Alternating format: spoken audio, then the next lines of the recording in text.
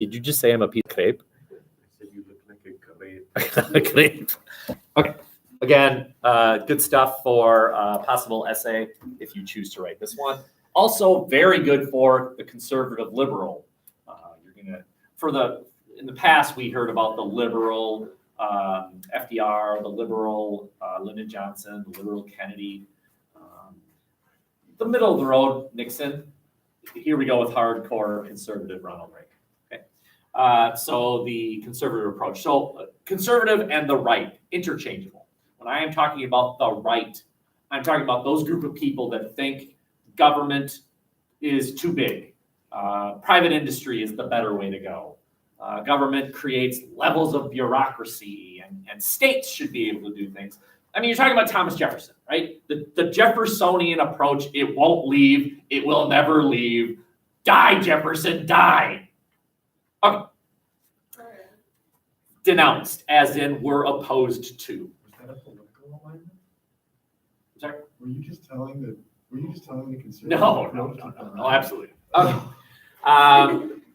Against gay marriage. Now, again, this is the 1980s. So here we are in 2019, and we now know that gay marriage is the law of the land. So from where we were to where we are now has taken, at least in this case, a liberal turn. Although, this is interesting, I've read some conservative arguments that actually gay marriage is a conservative approach. Stop telling us who we can't or can't marry, government. That's conservative. But others say, no, that's liberal, because the right also represents traditional values, man, woman, family. Okay, porn.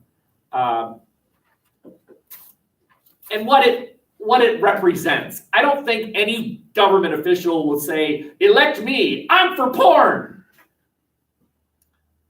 No, but I probably shouldn't have put that. I probably put it a slightly different way. Does anyone understand? Well, no. There's a bigger issue is what I'm trying to get at. Yeah. And again, I guess I'm verbalizing what would represent more of a libertarian approach, and that is a libertarian would say, stop telling us what we can or can't watch, government, which is sort of an ultra-conservative point of view. But again, in this listing, what I'm trying to present to you is that the right, Reagan, represented traditional values and explicit language in music and violence and sex on TV and movies. That's not good stuff. We should prevent that from happening. They're anti-abortion, anti-Roe v. Wade. What's Roe v. Wade?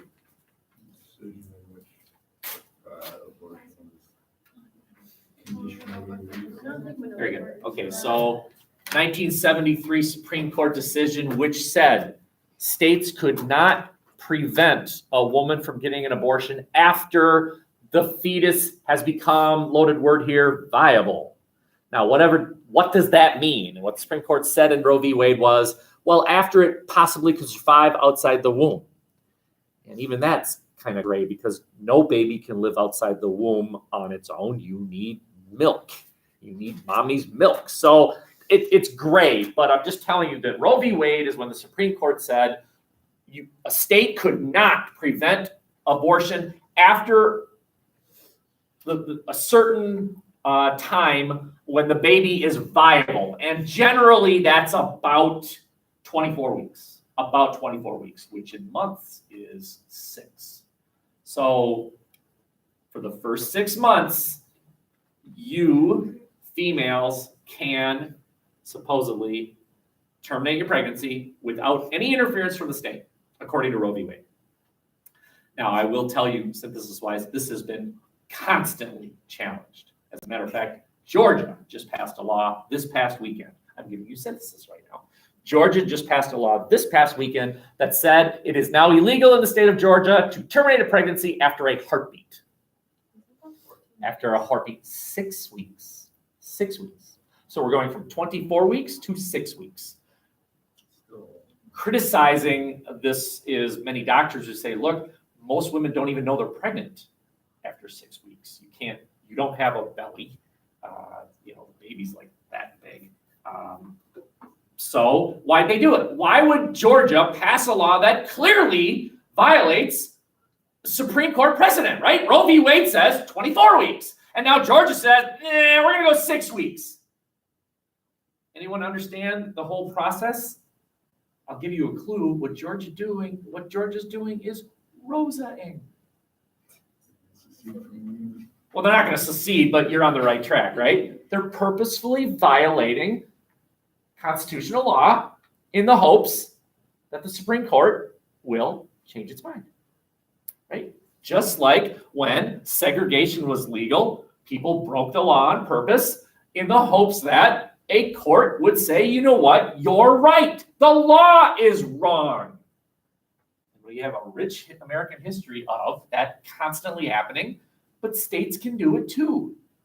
For example, Georgia. Georgia's trying to violate this law to get the law to change. And they're pretty optimistic, actually, because Trump has been able to name 2 fairly conservative justices. Conservative means kind of agree with this position. And so they think that they might actually have a shot at overturning Roe v. Wade. I'm not saying that's good or bad. I'm just saying they might actually have a shot. Okay, and they opposed this idea called feminism. Now, again, don't make a mistake here and think that means they're anti-women, right? Feminism means women. The conservatives were anti-women. No. Again, the traditional view of women shouldn't serve on the front lines in military. That's wrong, right? What do you think about women fighting on the front lines in wars? Not sure what you mean there, but I think I know what you mean there. If you want to, go for it. Okay, fine. You're saying if you want to, go for it. What these people say is, well, no, women are our child bearers. To put them on the front lines is to risk American society itself. Those are the people you're supposed to protect. While the men are on the front lines. And if you think baloney, women are the same as men, damn it, then you don't agree with this point. We also have overpopulation. They opposed affirmative action. Remember affirmative action? Bringing race into the picture as far as factoring in for should we allow people in schools or should we hire people? They opposed it. That's race favoritism. You shouldn't do that, right? And here's what they advocated. What did they think we need? We need prayer. We need religion back in schools. If you don't have religion in schools, you'll watch the porn and you'll become gay and you'll, et cetera, et cetera, et cetera. We need to bring religion back in schools. I should be leading you in prayer. Oh, fun little fact. Again, a little bit of synthesis here. Florida became the first state in the union to authorize arming teachers. So they're packing heat in Florida. I don't need heat because I got it already. Okay. More penalties for crime. If you're a druggie, you should be punished. Whereas I would argue that liberal approach is more, if you're a druggie, you should be helped. You need help. That's a very Jeffersonian point of view. Give states the authority to do things. A reduced role of the federal government, an increased role in state government. And we need to keep fighting the Cold War. Increase funding on military.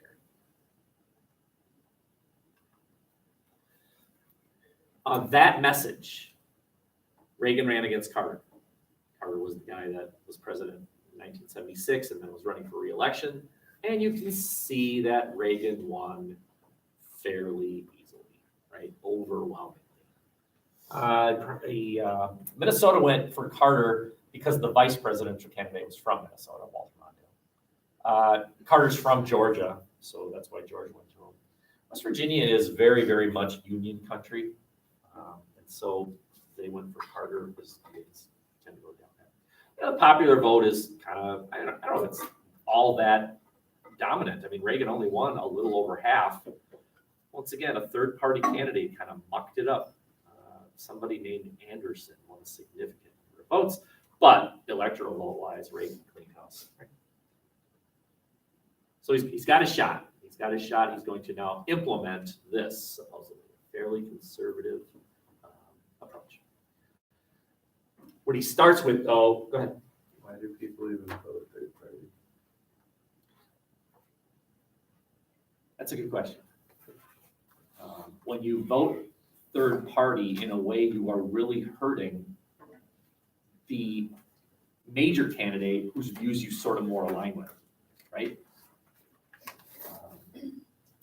And so you end up hurting in a way, but this is America. What do you want? Last slide won't take long. Reagan starts with a massive tax cut, and they called it Reaganomics, also called trickle-down economics metaphor.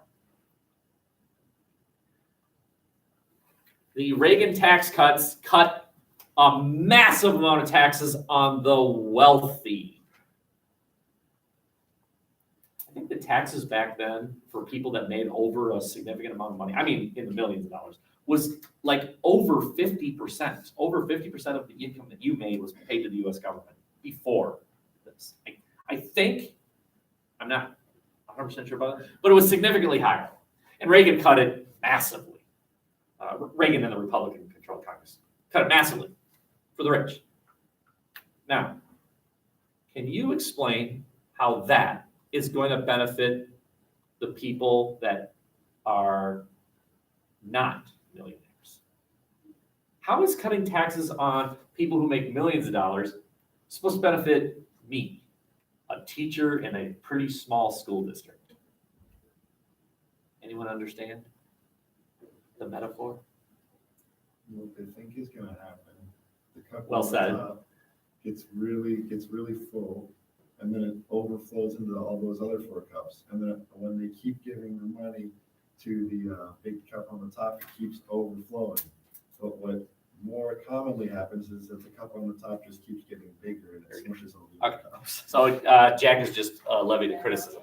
The idea of trickle-down economics is you cut taxes on the people that have, those people now have an income, and now those people have money to spend. And they'll buy yachts. Well, I don't know about yachts, but they'll buy bread. And so that increases demand for bread, which means farmers need to plant more bread, which means they need to buy more bread seed, et cetera, right? It flows.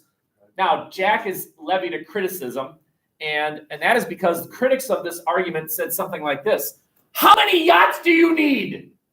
They're not going to buy more yachts. What they're going to do is put their more money into trusts and then give it to their grandchildren when they die, right, through wills. Or they're going to hide it in overseas accounts, or they're going to put it in the stock market. They are not going to put it into the economy. They're going to put it in the stock market. And the criticism continues to go like this. When you see that stocks are really going up, you should be worried. It's not a good thing, because that means that money is going to the stock market. That means that millionaires are giving money to other millionaires, and they're just kind of giving it to each other. And that means that money is not going into buying a yacht, which means that demand for yachts is not going up. And that means the money isn't trickling down. Jack said the cup gets bigger. I have another metaphor. The cup up here just gets dumped into another pyramid of cups at the top. And then they just dump it into another pyramid of cups over there, right? It just hits the top level. It doesn't trickle down. I am not saying that this is actually the case. I am saying that that is the criticism. Money doesn't flow down, it flows across to other buildings. Okay? This is also known as supply-side economics. Reaganomics, trickle-down economics, and supply-side economics are interchangeable. Give the rich more money, they'll then spend it, and it trickles down. And in something kind of weird, we're going to cut taxes but increase spending. We're going to collect less but spend more. Does anyone know what happens? Debt. Yes. The debt increase, there it is, the debt. However, here goes the conservative argument. You ready? When we cut taxes on the rich, they'll buy another yacht, which means we need to make more yachts, which means now people make income, and those people pay income taxes. So the debt shouldn't go up, it should go down. The debt should go down. You want to collect more taxes? Cut taxes. Here's a piece of advice. Someday when you own a house and you want to sell it, don't price it too much. Price it below what you think you should get. Because then you will create a large amount of demand. A bunch of people say, my God, that house is on sale. And it's on sale for less than it should. Well, other people are going to bid on it. We need to overbid. And then what you have is a bidding war. You'll end up making more money. Lower the price, collect more. Does that actually work? It does. It does. My wife and I lost on bidding war. Right? I mean, the house was set at $290. We bid $311 Well, and didn't get it. maybe that's a good thing. Because then you could like, I mean, you you could could get, get, the house might have been marked $50,000 more what it was, could have been sold for. I think the idea is you just instead of pricing it high and getting that one or two people to say, yeah, that looks good, generate massive amounts of interest by lowering the price and then have them bidding. I'm not sure what that has to do with this. Okay, we're done.